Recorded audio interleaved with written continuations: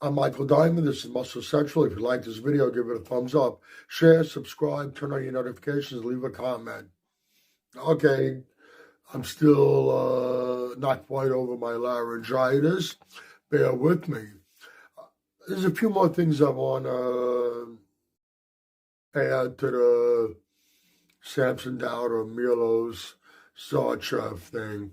You know, Milos, things didn't really look all that great for Milos, the way it went down, and he really doesn't deserve it.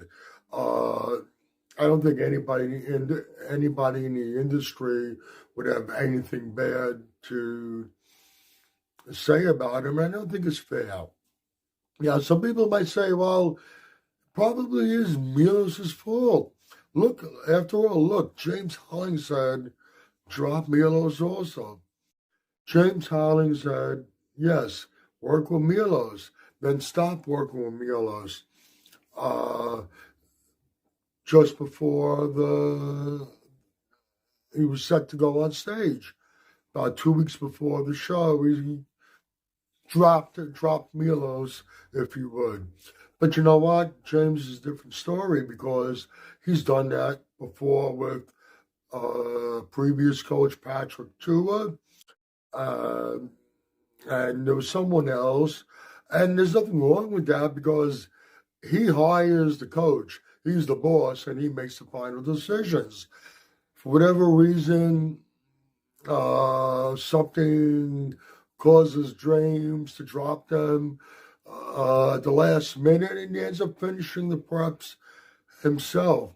Now, with Milos, according to what Milos says, they were talking on the phone, and James told them, well, he went and he did this, this, and this, which leads me to believe that he deviated from the plan. At this point, Milos says, well, do you still want my help? And James says, no, I think I'll finish it on my own. They were talking on the phone. So this was with direct communication with each other. James told Milos, and everything was fine and dandy. With Samson, Milos gained knowledge of this through a social media post from Samson, and then a subsequent text message. He'd been working with him for 2.5 years. The bodybuilder he was when Milos first met him, and the bodybuilder he is now, two different bodybuilders. That bodybuilder could never step on the Olympia stage. It came a long way. That's fine. That he's not the first person to let a coach go and go a different direction, and that's all fine and dandy. But the way it was done, that was a little tacky, to say the least. If not in person, a phone call, at least there was some sort of direct communication. In St. James's and Milos's situation, they were separated by an ocean when this conversation was going on between them. So it was through a phone call. Milos was with Samson at the Arnold. He should have.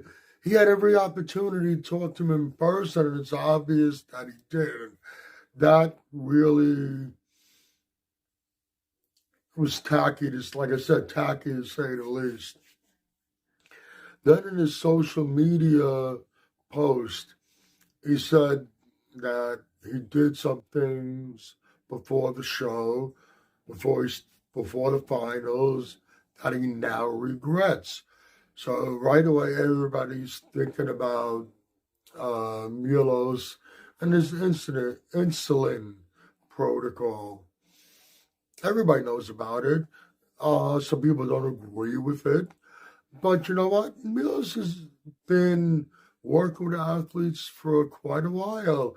He's worked with some big name bodybuilders, Olympians, Dennis Wolf, Dennis James, to name a few.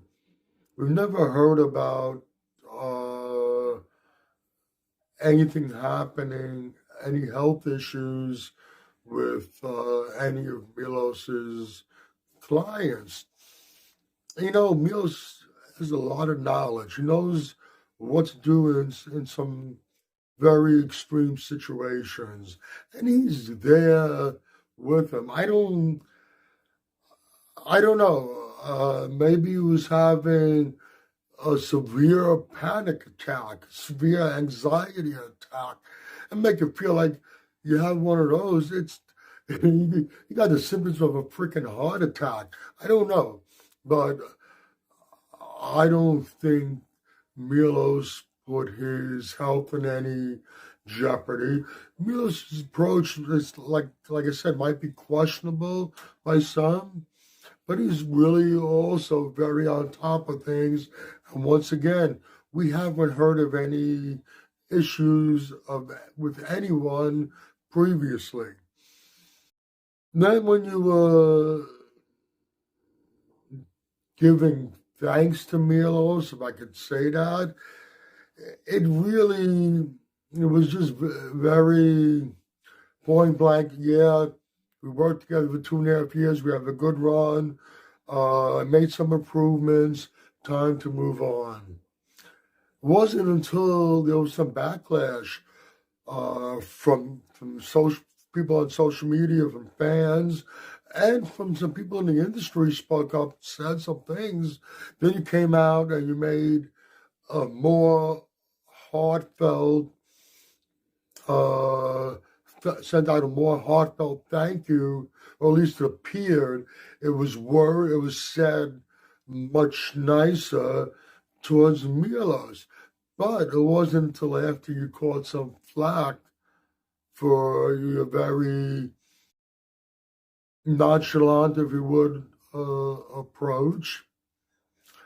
I really don't know what to say about all of it. I was always a fan of yours, cheering you on. Great physique. I still have Mr. Olympia written on you. And you could very well win the Mr. Olympia. But on a personal level, I think the way you handle this whole situation, I won't deny, if you bring up an undeniable package to the stage, I won't deny what you bring. I'll acknowledge it, but I'm not sure if I'm going to sit there and cheer you on like I would have in the past. Like I said, Milos is one of the nice guys. Nobody has a bad word to say about him. And he deserved a little more respect and courtesy. It's fine that you wanted to move on and try a different coach because it's a common thing. So many of the competitors do that. Very few stay with one coach for a long time. That's the way it is. But with all you've been through and from where you were to where he brought you, you could have handled it a little differently.